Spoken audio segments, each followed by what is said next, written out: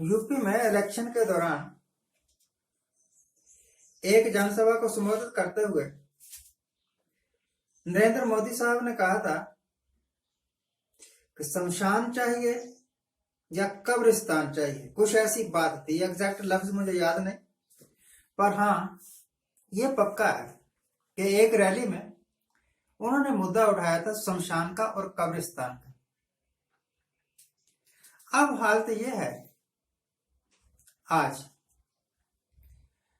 इस वक्त अप्रैल का तीसरा हफ्ता जा रहा है और हालत यह है कि शमशान सारे और कब्रिस्तान सारे भर चुके हैं लाशों से। चारों तरफ लाशें ही लाशें जलती हुई दिख रही हैं। ये मैं नहीं कह रहा, अलग अलग टीवी चैनल्स, इनके तोता मीडिया के चैनल्स भी अब चीख चीख के कह रहे हैं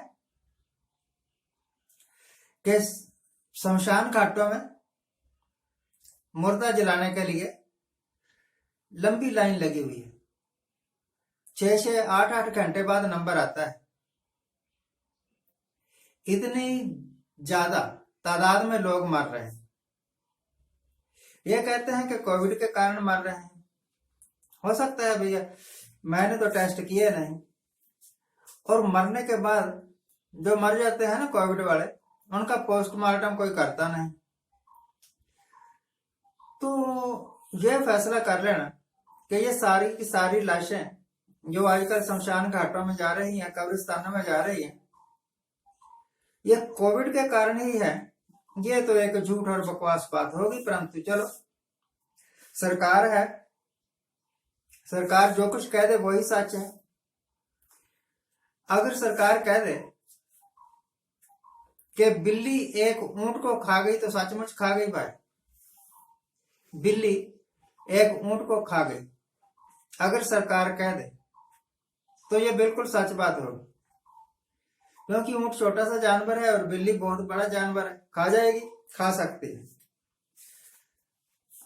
जब गुरु नानक देव जी के बारे में भाई गुरदास जी लिख रहे थे ना, तो उन्होंने एक लाइन लिखी थी कि बाबा देखे त्यांतर जल्दी सब पृथ्वी दिस आई। चारों तरफ जब बाबा नानक ने देखा तो उसे लगा जैसे मानो पूरी धरती जल रही, पूरी सृष्टि जल रही है। सृष्टि नहीं, पृथ्वी कहा था। कह रहे नहीं भाई, वो बात जो आज से शायद 500 साल पहले कही गई होगी भाई गुरदास जी द्वारा गुरु नानक के संबंध में, आज बिल्कुल सच साबित होती हुई नजर आ रही है। हिंदुस्तान का मतलब बड़े बड़े शहरों में कब्रिस्तान भरे पड़े लाशों से और जगह कम पड़ गई। शमशान घाट भरे पड़े हैं और जलाने के लिए अपने नंबर, जैसे आप रेलवे की टिकट लेने जाया करते थे ना किसी जमाने में, तो लंबी लाइन लगी होती थी। जब आपका नंबर आता था तो आप गिनते रहते थे, अभी 10 रह गए, अभी 5 रह गए, अभी 4 रह गए, अब मेरा नंबर आ गया। तो ऐसे करके क्यों हुआ ऐसा? उस देश के साथ जो देश दावा कर रहा था कि हम 5 ट्रिलियन इकोनॉमी बनने वाले हैं, वो कहां गई ये आपकी 5 ट्रिलियन इकोनॉमी के सपने? आपने तो इसको 2-3 ट्रिलियन भी नहीं रहने दिया। वो आदमी जो बहुत ज्यादा बोलता है, अब यह प्रूव हो गया कि वो गलत भी बोलता है। अभी अभी बंगाल में जिसको आप पप्पू कहा करते थे, वो आज का सबसे वाइज मैन साबित हुआ। राहुल गांधी ने एक अनाउंसमेंट की, एक बात कही कि हम लोगों की सेहत को ध्यान में रखते हुए,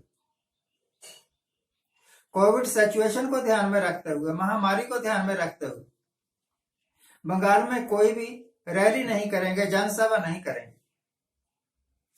उसके 1-2 दिन बाद थोड़ी शर्म आई होगी या थोड़ी अकल आई होगी।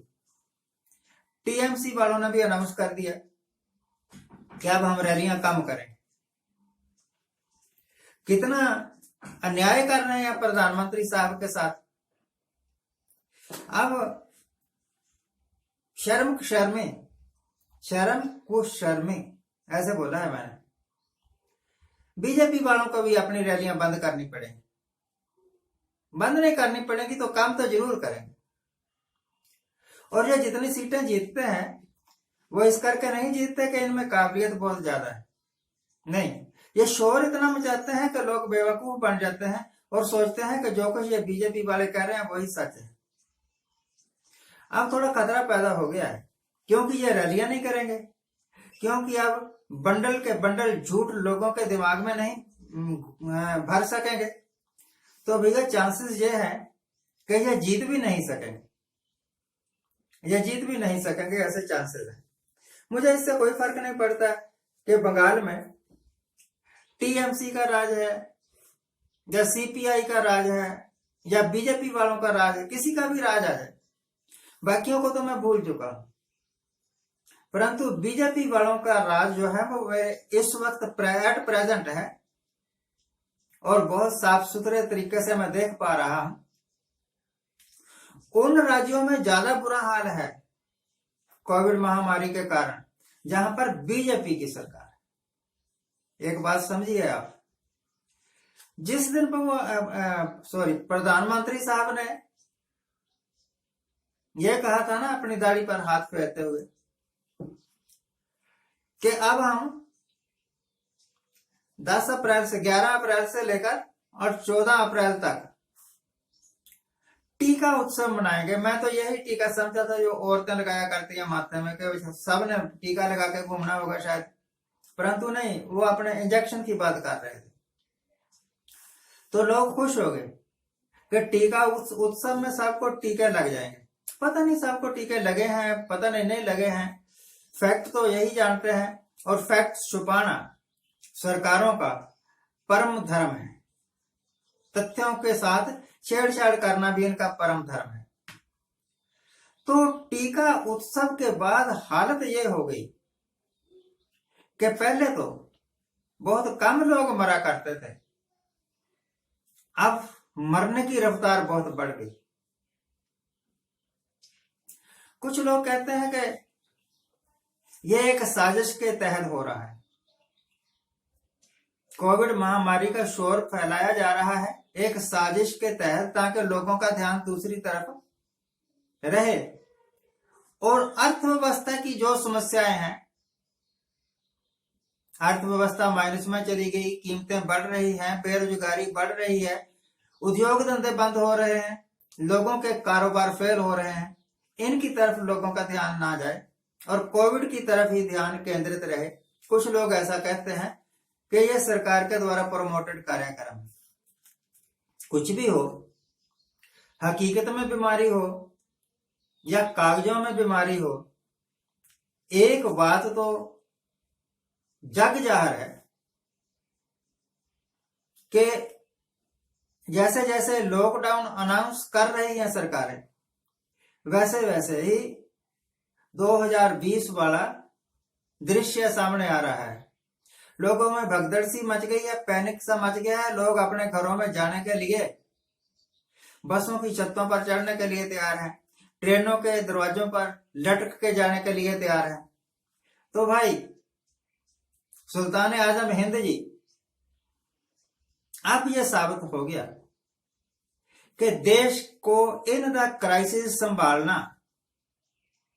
आपके बस का नहीं है। 2020 में जिस वक्त क्राइसिस आया उस वक्त आप देश नहीं संभाल सके, चुपचाप मुंह बंद करके बैठे रहे और लोग हजारों किलोमीटर तक पैदल चलते रहे, जबकि मुल्क में सब कुछ था, पानी तक नहीं मिला पीने को लोगों के पास। और इस बार जबकि क्राइसिस का समय आया है, उस वक्त धड़ाधड़ लोग मर रहे हैं, nobody is caring to answer, बताने के लिए कोई तैयार ही नहीं है कि ये सब क्यों हो गया, ये सब किसका फेलवर है। मेरी निगाह में तो ये दो आदमियों का फेलवर है, एक सरकार की तरफ से मोदी साहब का और दूसरा उन लोगों का, उन सब का, इसमें बीच में मैं भी इंक्लूड होऊंगा शायद, जो कोई सावधानी नहीं रख रहे। आज के लिए इतना ही। आज जिनका जन्मदिन है उनको हैप्पी बर्थडे, आज जिनकी मैरिज एनिवर्सरी है उनको बहुत बहुत शुभकामनाएं। सदा सुखी रहिए।